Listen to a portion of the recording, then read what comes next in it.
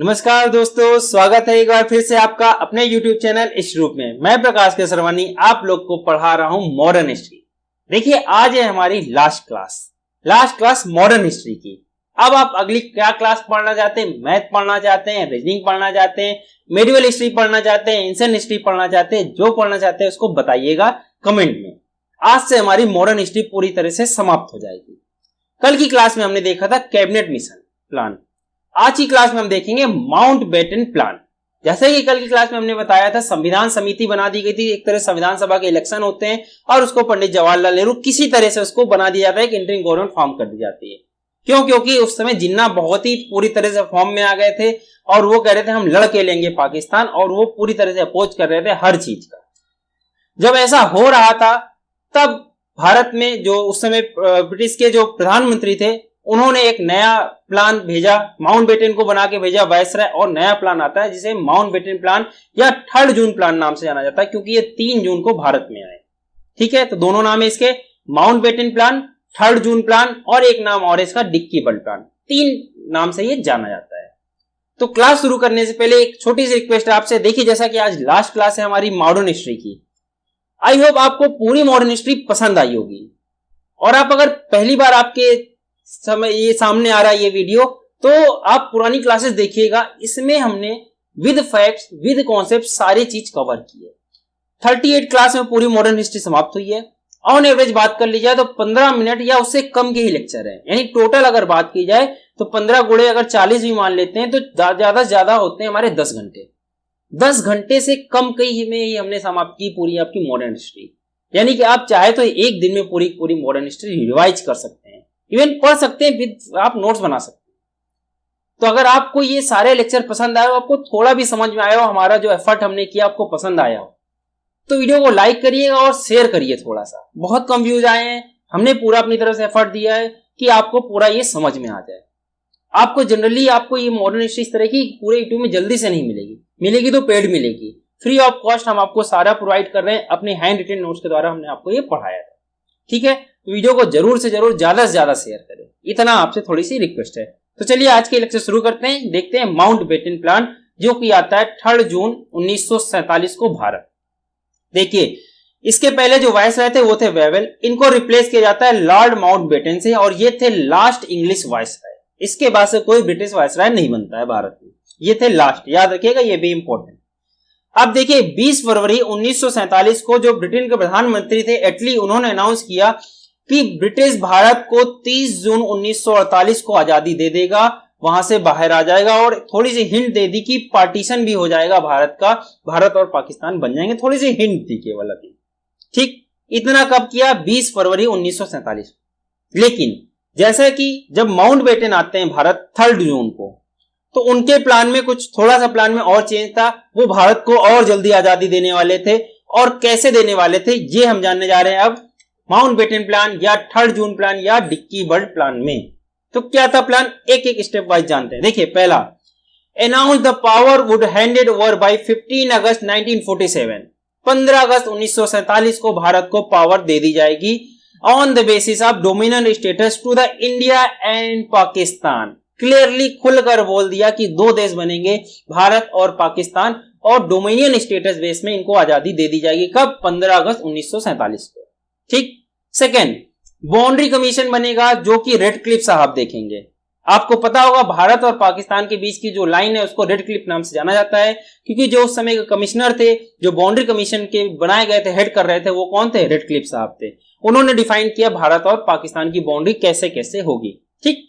Third चीज, referendum कराया जाएगा नॉर्थ वेस्ट फ्रंटियर प्रोविंस में, सिचलेट डिस्ट्रिक्ट असम में, 2 जगह रेफरेंडम कराया जाएगा कि वो किस में आना चाहते हैं, भारत में आना चाहते हैं कि पाकिस्तान में जाना चाहते हैं। ठीक। पंजाब और बंगाल को डिवाइड किया जाएगा। जो पंजाब में क्योंकि मुस्लिम भी रहते थे, हिंदू भी रहते थे, सिख भी थे, तो उसको डिवाइड किया जाएगा। जो मुस्लिम मेजॉरिटी एरिया है वो जाएगा पाकिस्तान पार्ट में, जो हिंदू मेजॉरिटी एरिया है वो आएगा भारत में। और बंगाल को सेम इसी तरह डिवाइड किया जाएगा। बंगाल को डिवाइड करके बना दिया गया ईस्ट पाकिस्तान और अपना एक कलकत्ता, जिसको हम वेस्ट बंगाल नाम से जानते हैं। एक ईस्ट बंगाल, एक वेस्ट बंगाल। वेस्ट बंगाल कलकत्ता नाम से भी आप जानते हैं। ईस्ट बंगाल आगे चलकर आजाद हो जाता है फिर से, और वो बन जाता है बांग्लादेश, उसकी एक अलग कहानी है। ठीक। तो ये कौन करेगा? रेड क्लिफ साहब करेंगे। इसका बाउंड्री कैसे कैसे करेंगे, कहां से कहां भारत और कहां कहां होगा पाकिस्तान। ठीक, सेपरेट असेंबली होने वाली है इंडिया और पाकिस्तान दोनों की, अपनी अपनी असेंबली है, अपना अपना संविधान बनाओ जाके। क्लियरली बोल दिया इस बार माउंटबेटन साहब ने। एक और, प्रिंसली स्टेट की मर्जी चाहे जिसे ज्वाइन करें, वो चाहे तो पाकिस्तान को ज्वाइन कर ले, क्योंकि उस समय प्रिंसली स्टेट बहुत ज्यादा थे, 500 से ज्यादा प्रिंसली स्टेट थे, जहां पर अभी भी राजा राज कर रहे, छोटे छोटे थे, बिल्कुल छोटे छोटे। भारत कुछ लेकिन इस तरह थे, मतलब अगर नक्शे में देखेंगे तो कुछ तो दिखेंगे भी नहीं, इतने छोटे छोटे थे, राजाओं के जो पास थे। उनकी मर्जी है, वो भारत में आना चाहते हैं, पाकिस्तान में जाना चाहते हैं, या वो अभी भी इंडिपेंडेंट राज करना चाहते हैं, वो किसी का दखलंदाजी नहीं चाहते अपने राज्य में। तो ये भी बोल दिया अभी किसने? अंग्रेजों ने। आप देखिए, इंडिया इंडिपेंडेंस एक्ट पास होता है, 4 जुलाई 1947 को पेश होता है और 18 जुलाई 1947 को ये पास हो जाता है। इसके तहत पाकिस्तान और भारत की बात क्लियर हो जाती है, रेड क्लिफ लाइन बाउंड्री डिमार्क हो जाती है, पाकिस्तान के फर्स्ट पीएम लियाकत अली घोषित कर दिए जाते हैं और गवर्नर जनरल जिन्ना को बना दिया जाता है गवर्नर जनरल, जैसा कि आर्मी की पोस्ट उन्होंने लिया, यानी कि कमांड वो करने वाले। आज तक वहां यही चल रहा है। तो वहां तो मतलब आप भारत को समझिए, भारत आजाद हुआ 1947 को, और तब से लेकर अभी तक हमारे यहाँ डेमोक्रेसी मेंटेन है। मतलब अभी तक हमको यहाँ पर आर्मी रूल सेंट्रल में मतलब उस तरह नहीं लगाना पड़ा कि आर्मी राज करने लगी हो, भारत की डेमोक्रेसी पूरी तरह से समाप्त हो गया, ऐसा नहीं हुआ। लेकिन वहां पर पहले जो गवर्नर जनरल थे ना, जिन्ना साहब, यही एक तरह से कहते थे डिक्टेटर थे, और वो डिक्टेटरशिप आज तक चली आ रही है। 10 साल वहां पर डेमोक्रेसी रहती है, फिर जो आर्मी होता है वो पीएम को ही दबा देता है और वहां पर आर्मी रूल लग जाता है और आर्मी राज करने लगती है पाकिस्तान में। अभी भी ये चल रहा है वहां पर। इसी वजह से बहुत बड़ा रीजन है कि पाकिस्तान डेवलप नहीं कर पा रहा है। आर्मी रूल आ जाती है, वो अपने पैसे देखती है, कमाना सोचती है, आर्मी राज करते हैं, सारी डेमोक्रेसी रद्द हो जाती है, सारे जो नागरिकों के अधिकार होते हैं वो रद्द कर दिए जाते हैं। भारत में ऐसा बिल्कुल नहीं है, भारत की डेमोक्रेसी बहुत ही ज्यादा सॉलिड है। ठीक, अब देखिए, जब ये पास हो जाता है इंडिपेंडेंस इंडिया एक्ट, तो इसमें क्या होता है कि जब भारत की बात की जाती है तो भारत के अंदर आ रहे थे 500 से ज्यादा इंडिपेंडेंट प्रोविंस थे, यहां पर प्रिंसली स्टेट थे, राजा राज कर रहे थे। इनसे पूछा गया जब, तो 552 जो स्टेट थे उन्होंने बोला हम ज्वाइन करने जा रहे हैं भारत को, हम भारत के साथ रहेंगे, और 552 स्टेट ने आसानी से ज्वाइन कर लिया। आसानी से नहीं, मेहनत करी, उसके लिए सरदार वल्लभ भाई पटेल ने बहुत ज्यादा मेहनत की, इसी वजह से उनको लौह पुरुष भी जाना जाता है। उन्होंने सबसे जाकर पर्सनली इतने लोगों से मिले और सबको ज्वाइन कराया भारत। 3 लोगों ने मना कर दिया, उसमें मेन थे जम्मू कश्मीर, हैदराबाद, जूनागढ़, ये 3 लोगों ने मना कर दिया। तीनों के बारे में जानते हैं कैसे कैसे इन्होंने आगे चलकर ज्वाइन किया भारत को। जैसे कि जम्मू कश्मीर भारत का हिस्सा है, हैदराबाद भारत का हिस्सा है, जूनागढ़ जो कि गुजरात में, वो भी अभी भारत का हिस्सा है। तो इन्होंने मना कर दिया। इनको कैसे मनाया, देखिए एक एक करके जानते हैं। पहला, जम्मू कश्मीर। जम्मू कश्मीर की कहानी यह है कि यहाँ के राजा थे हरि सिंह, इन्होंने बोला हम इंडिपेंडेंट रहेंगे, हम ना भारत में जाएंगे ना पाकिस्तान में जाएंगे, किसी की तरफ नहीं जाएंगे। तो जब ऐसा हुआ तो कहे ठीक है, भारत मान गया। अब लेकिन पाकिस्तान, वो तो हिटलरबाज जिन्ना साहब, उन्होंने कर दिया अटैक हरि सिंह के ऊपर और पाकिस्तान में जबरदस्ती जम्मू कश्मीर को मिलाने की कोशिश की। तो हरि सिंह भाग के आते हैं भारत, वल्लभ भाई पटेल नेहरू जी से मिलते हैं और बोलते हैं हम तैयार हैं भारत में आने के लिए, आप बस अब ये जो जबरदस्ती हमारे साथ कर रहे हैं इनसे छुटकारा दिलाओ। तो जब भारत जाता है तब तक जो आप आज देख रहे हैं, जिसको पीओके के नाम से जानते हैं हम, उतना हिस्सा पाकिस्तान ने कब्जा कर लिया था। हालांकि हरि सिंह ने ऑफिशियली जम्मू कश्मीर को भारत के नाम कर दिया, लेकिन जितना पोर्शन पाकिस्तान ने कब्जा कर लिया वो आज तक उसी के कब्जे में है। और उसके लिए आप देख रहे हैं हम कितनी लड़ाई लड़ते हैं, कितना ज्यादा पैसा लगाते हैं सेना में, कितने लोग शहीद हो जाते हैं, वो आज तक चल रहा है। अगर हरि सिंह ने वो गलती ना की होती, कह सकते हैं कि पहले ही मान जाते भारत में रहेंगे, तो शायद आज पूरा कश्मीर अपने पास होता और इतनी लड़ाइयां ना हो रही होती, इतने हमारे जो आर्मी सोल्जर्स है वो शहीद ना हो रहे होते हमारे भारत के सैनिक। तो बाकी जो होना था, जो कहते हैं ना होनी वो कौन टाल सकता है, जो होना था वो हुआ। जूनागढ़ की बात करते हैं। जूनागढ़ को कैसे मिलाया गया, वहां के राजा थे महाबत खान तृतीय। एक रेफरेंडम कराया गया जूनागढ़ में, और वहां पर रेफरेंडम ये कराया गया कि आप आजाद रहना चाहते हैं जूनागढ़ नाम से या भारत में शामिल होना चाहते हैं, 1948 में। तो वहां पर रेफरेंडम से निकल कर आया कि वो ज्वाइन करना चाहते हैं भारत को, और इस तरह से जूनागढ़ बहुत ही आसानी से भारत में आ गया। थर्ड, हैदराबाद। हैदराबाद जो कि भारत के बीचों बीच में कह सकते हैं, वो मानने को तैयार नहीं हो रहा था। अब यहां पर वल्लभ भाई पटेल ने थोड़ा फोर्स यूज किया, अपनी आर्मी को यूज किया, थोड़ा जबरदस्ती करते हुए पूरी चारों तरफ से हैदराबाद को भारतीय आर्मी से छेक लिया और अब राजा के सामने प्रस्ताव रखा, आप भारत में हाथ मिलाकर आना चाहेंगे कि हम जबरदस्ती अब इसको कब्जा कर ले। तो हैदराबाद को कह सकते हैं हमने जबरदस्ती आर्मी एक्शन के थ्रू 1948 में एक्वायर कर लिया। तो इस तरह ये तीनों स्टेट आ जाते हैं, कब? भारत के अंदर आ जाते हैं 1948 तक, अगले साल तक। अभी पुडुचेरी आजाद नहीं था, ये था फ्रांस के कब्जे में, फ्रांस के कब्जे में। आज फ्रांस हमारा बहुत अच्छा मित्र देश है, उस समय फ्रांस के कब्जे में था पुडुचेरी। किरण बेदी आपको नाम याद होगा, वहां की गवर्नर रही बहुत दिन तक, लेफ्टिनेंट गवर्नर, ठीक है। अभी अभी वो रिटायर हुई हैं, उनके दूसरे हो गए। तो देखिए फ्रांस ने 1954 में आजाद किया पुडुचेरी को, ठीक, अंग्रेजों के बाद। और सबसे लास्ट में जो हमारा स्टेट था वो आजाद हुआ गोवा। गोवा पोर्चुगीज यानी पुर्तगालियों के कब्जे में था, कब तक? 1961 तक। 1961 में पुर्तगालियों ने गोवा को आजाद किया।